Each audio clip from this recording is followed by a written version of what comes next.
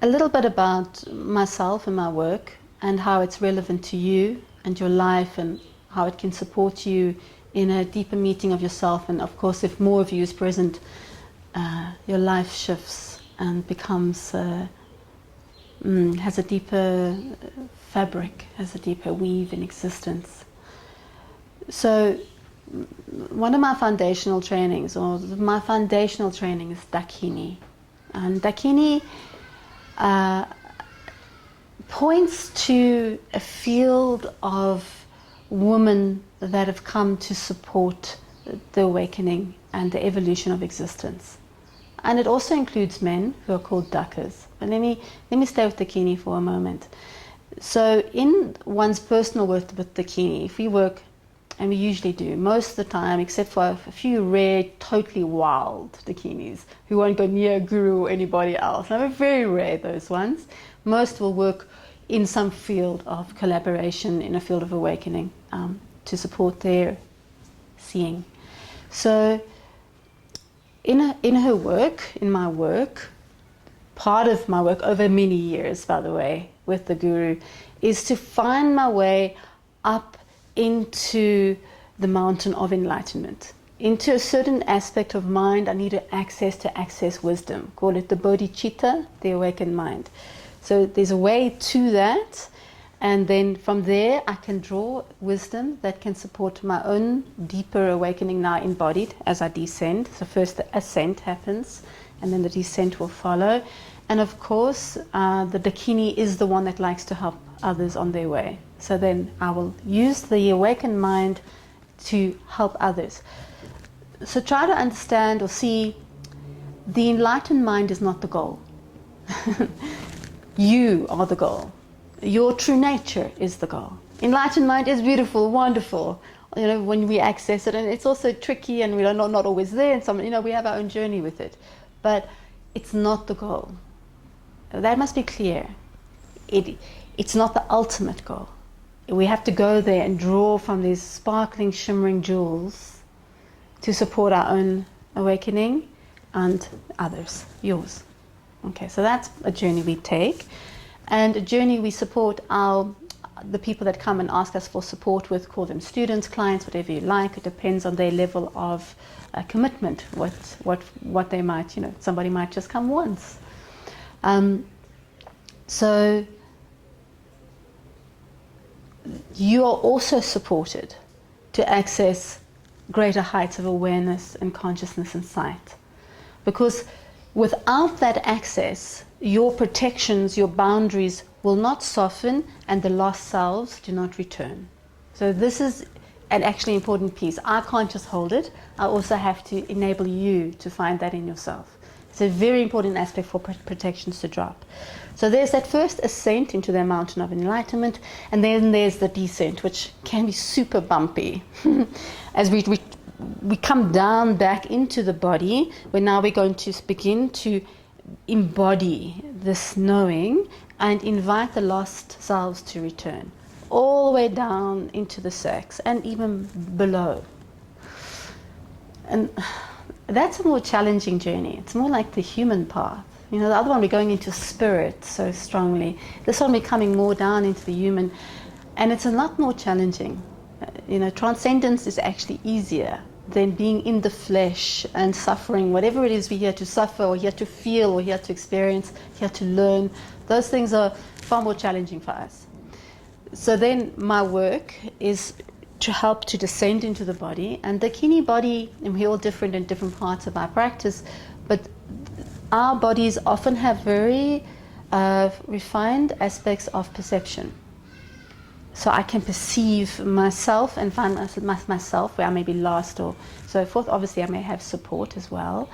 And that I can perceive through your protections where aspects of you are hiding, missing, ashamed, whatever it is, whatever they hide behind it. The word shame simply means to cover. So it just means I'm covering myself, I'm protecting myself. And sometimes that's super necessary. If you're a little child and you get shamed for touching your genitals, it's very good to protect yourself, actually. It's not a bad reaction. It's a correct reaction.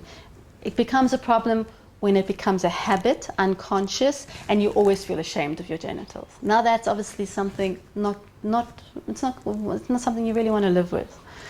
So then the Dakini is going to help you see that, where it's become the pattern. And we're also going to look behind that part of you to find the lost self. Because the more of you that exists in the moment, the more that can feel, and the less things like trauma start to follow you around. Trauma means I cannot feel what I need to feel. It's too much for me. Why is it too much for me? Because not enough of you is existing. Yeah, it's like if you push this away, everything is moving away, then what's going to feel? What needs to feel? So obviously we go into this tight trauma state because there's not enough of you there to feel. There's certainly enough of you, but for some reason, and that's what we look for. Why has it left? How do we gently invite the return of yourself into the moment? More feelings, more existence, and things you can then feel, really big things, and they'll just move through you. So that's a lot of what I work with. And at the moment, what I'm exploring a little bit of and finding it really beautiful is working with women and helping them re-establish the connection of true beauty with themselves. Not the one that is coming from the culture around them, but what is truly beautiful in them.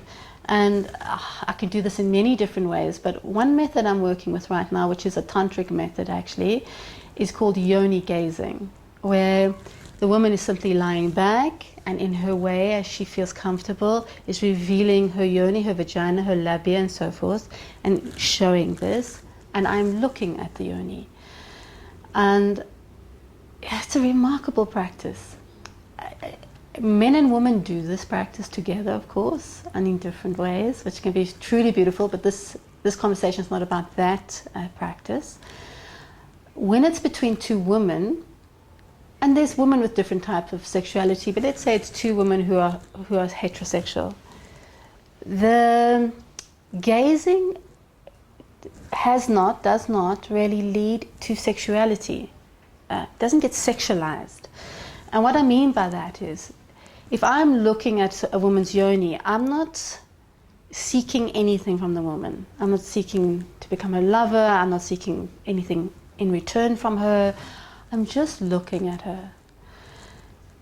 And it's a great privilege to look at a woman's yoni because you'll know things about her you would never know simply by looking at her face. You know, the way the folds move, the way the energies are revealing themselves, the colors, the way she hides or doesn't hide. There's so much you can learn from just looking at a woman's yoni about her soul, about her person. It's almost like looking into the eyes, or maybe it's like looking more into the eyes. And when I look into the yoni, and the woman receiving will feel the same way, I embrace the beauty of the yoni a little bit more than I did before. I'm like, oh my, look at this is amazing, look at that, right? And suddenly, I'm embracing myself a little bit more too.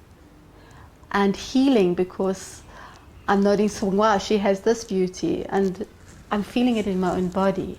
So it's a great healing between women, in terms of sisters, friends.